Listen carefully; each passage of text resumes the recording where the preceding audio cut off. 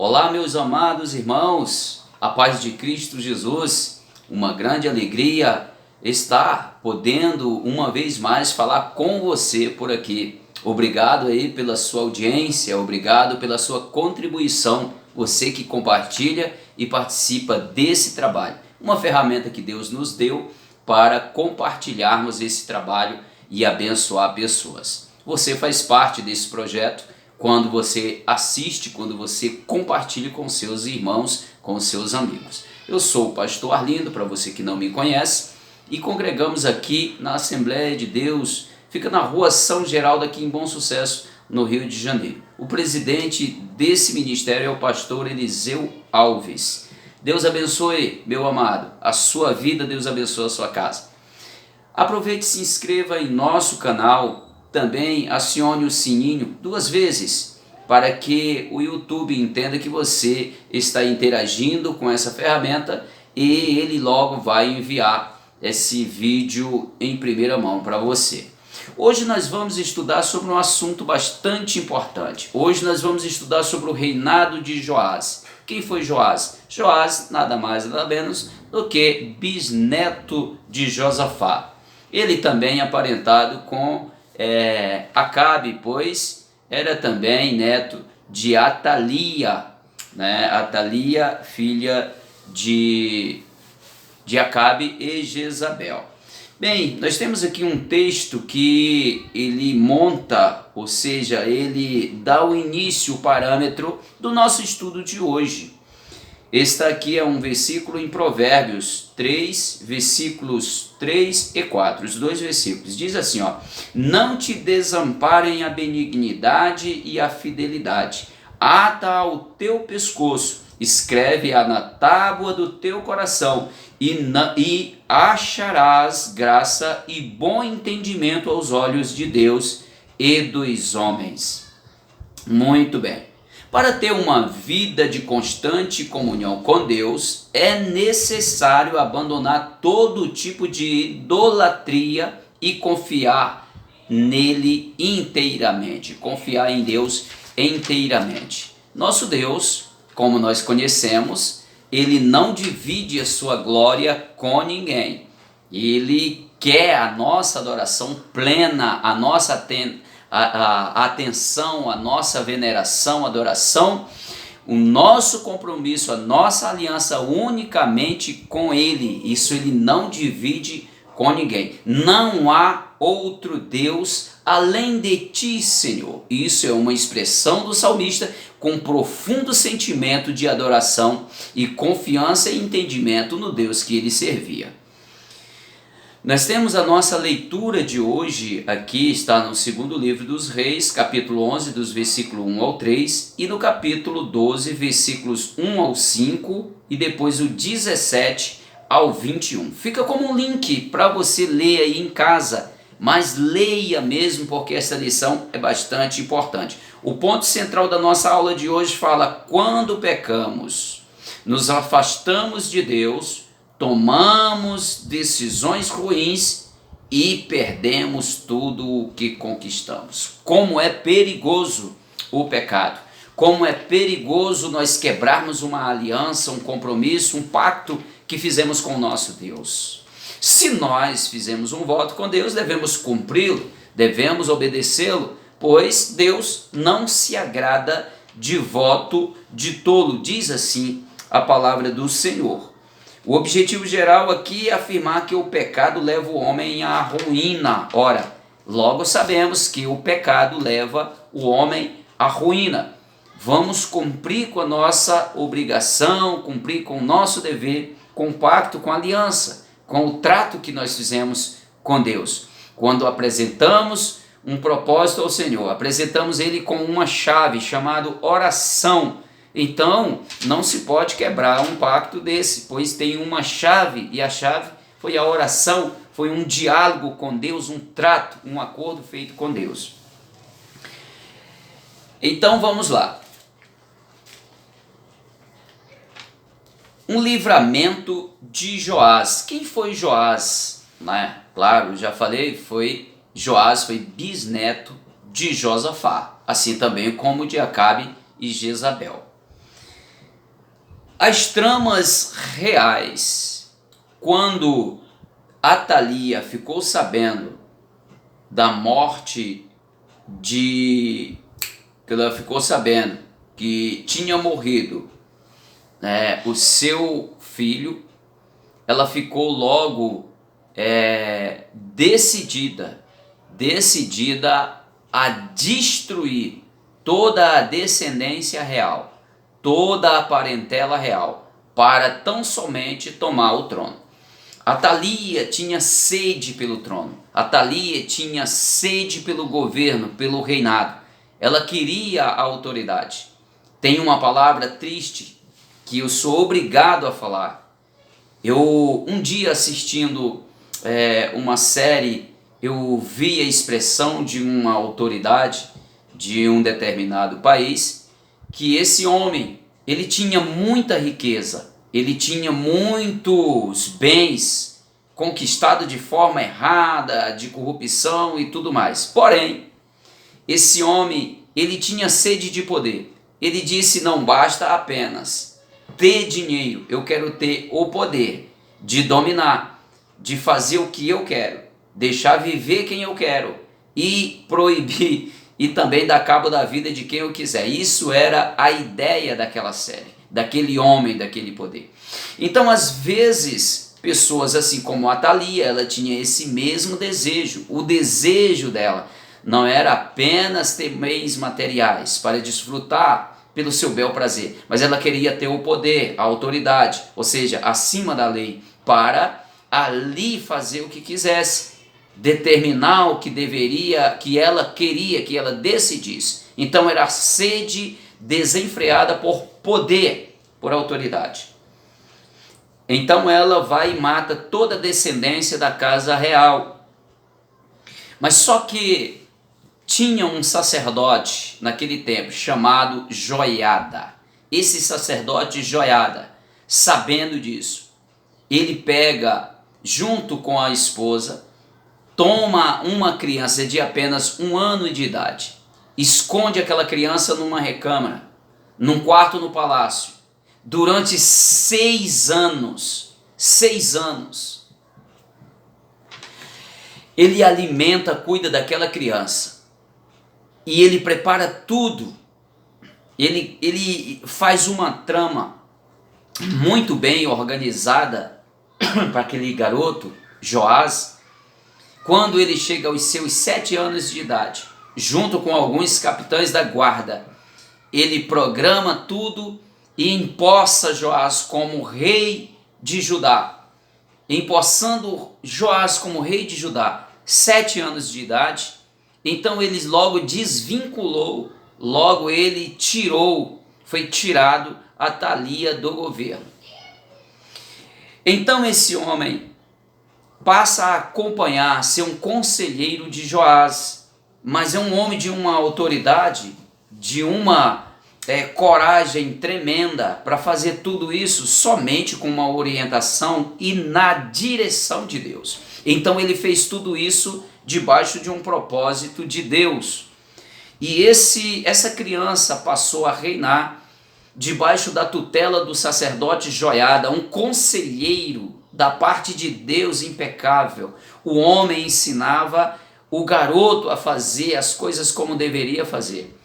E aquele garoto, quando teve o seu entendimento, quando começou a desfrutar de sua maturidade, ele interessou-se por reformar o templo. O templo estava em ruína, o templo estava numa situação de decadência. Por quê? Porque os reis anteriores, eles não tiveram nenhum interesse em adorar a Deus.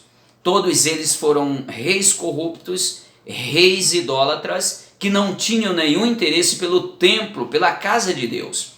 Logo, quando ele teve esse entendimento, o rei Joás, jovem rei Joás, ele pediu para que as arrecadações viessem para as mãos dos sacerdotes e tesoureiros para reparar as fendas na casa do Senhor e fazer uma restauração na casa do Senhor, e trouxeram novamente a adoração para a casa do Senhor. E logo o país Judá passou a prosperar. Por quê?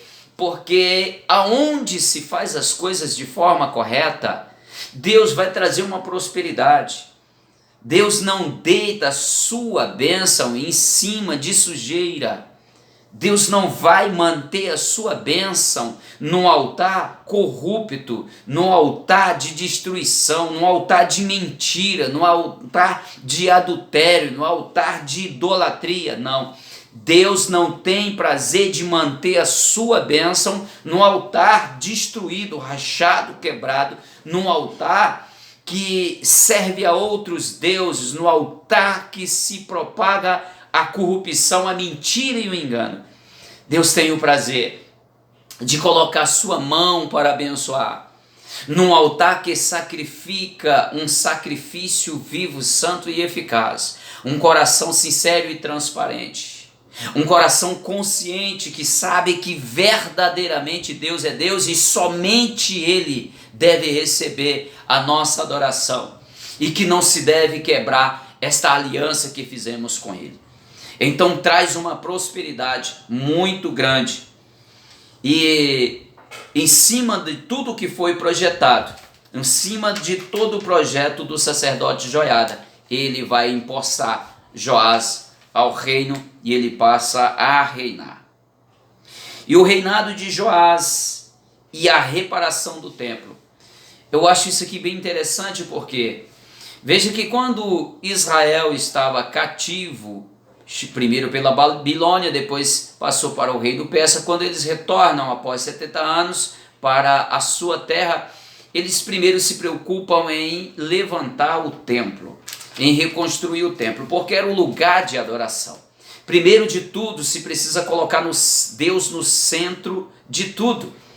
Deus tem que ser centro de tudo em nossa vida. Nós temos que ter Deus no centro de tudo, do nosso coração. Deus está no centro das nossas decisões, das nossas vontades, da direção do nosso lar, da nossa casa, do nosso ministério, da nossa vida. Deus precisa estar no centro de tudo, porque uma vez que nós desvinculamos, tiramos Deus da nossa história, a nossa vida está fadada ao fracasso e a destruição. Não abandone Deus. Então aqui ele coloca logo à disposição as arrecadações para a construção e a revitalização do templo para o culto ao único Deus, o Deus de Israel. E aqui nós precisamos entender também a respeito da fidelidade dos tesoureiros. Logo ele disse, coloca nas mãos dos tesoureiros e dos sacerdotes. Eles tinham a capacidade, fidelidade, lisura, eles tinham um coração limpo, um coração consciente, um caráter ilibado para lidar com as finanças que não pertencem ao reino, que não pertence ao homem, mas pertence a Deus, para o serviço do templo, para a adoração ao único e verdadeiro Deus. Percebam que a fidelidade desses homens, ela é algo que hoje representa um modelo para nós. Esses tesoureiros, esses sacerdotes, eles representam para nós hoje um modelo a ser seguido, entendendo que Deus pode trazer uma prosperidade. Nós temos objetivos, propósitos para alcançar, mas jamais alcançaremos se nós não trabalharmos com lisura, se não trabalharmos consciente de que Deus, Ele pede conta. Ele pede conta. Deus precisa de dinheiro aqui na terra? Ele não precisa, mas a obra dele precisa. E quando nós pedimos, usamos o nome de Deus, para a arrecadação de fundos para o serviço do reino do mesmo Deus. Nós estamos nos comprometendo com lisura, com caráter, com fidelidade, porque estamos lidando com algo que nós pedimos em nome de Deus. Assim é quem usa o nome da máquina de uma instituição para arrecadar fundos financeiros. É necessário prestar conta com quem é de direito, com o tesoureiro geral daquela instituição. Isso é um modelo para as coisas funcionarem de forma correta, porque Deus, Ele pede conta, pede conta. Às vezes nós pensamos que enganamos, enrolamos por aqui, na esfera humana, na esfera terra aqui, no natural aqui, mas só que os olhos de Deus estão vendo. Nós incluímos Deus na nossa trama, então precisamos prestar conta com lisura para que Ele veja que também nós estamos com fidelidade aqui na terra. E por último aqui a conspiração contra Joás. Por quê? Entenda bem, Joás foi criado, orientado aos pés do sacerdote Joiada. Só que após a morte desse sacerdote, Joás tinha um coração mole, ele tinha parte herdada da biologia do homem de Deus Josafá, do seu bisavô, mas também ele tinha a essência também de Acabe e Jezabel. Ele tinha queda por idolatria. Então, perdendo o conselheiro dele, ele tem facilidade em pedir conselhos e também cair, voltar-se para a idolatria, e ele passa a idolatrar, ele passa a desobedecer, ele abandona Deus. E as coisas começam a desandar para o lado dele. Então se levanta o rei da Síria e vai pelejar contra ele. E quando ele ainda estava no processo de queda para a idolatria, se levanta o filho do sacerdote Joiada, chamado Zacarias. Esse homem dá um conselho para ele, repreende ele. E ele, por causa disso, manda matar aquele homem, Zacarias, filho do sacerdote Joiada, aquele que criou, aquele que cuidou, aquele que protegeu, aquele que zelou, aquele que aconselhou, aquele que direcionou, aquele que proporcionou uma tutela sensata e de forma abençoadora. Ele pega, mata o filho dele simplesmente porque repreendeu a ele, porque caiu da graça. O homem começou a idolatrar. Aí o que acontece? Ele entra em declínio. Ele perde a essência de Deus, começa as coisas a se voltarem contrárias a ele, se levanta o rei da Síria, peleja contra ele, ele fica ferido. Após ser ferido, fica uma presa fácil, porque quando nós agimos desta forma, é fácil também se levantar pessoas com o mesmo intento para dar cabo de nossa vida. Então precisamos ter cuidado com isso. E logo se levanta 2 servos dele, vê que ele está ferido, dá cabo da vida dele, mata ele e coloca em posse o filho dele em seu lugar para reinar. Quanta história poderia ser a história de Joás, uma história linda, uma história muito bonita. Poderia entrar aqui no grupo dos que fizeram como fez o seu pai Davi, que reinou com fidelidade, que buscou a Deus, consultou a Deus, entregou a direção de seu reinado nas mãos de Deus, precisou da presença de Deus no centro administrativo de Israel para que pudesse reinar com sabedoria, uma propriedade, uma nação que pertencia a Deus, uma nação peculiar, propriedade exclusiva de Deus, a saber, Israel. Ele teve a chance, a oportunidade. Esse homem reinou 40 anos.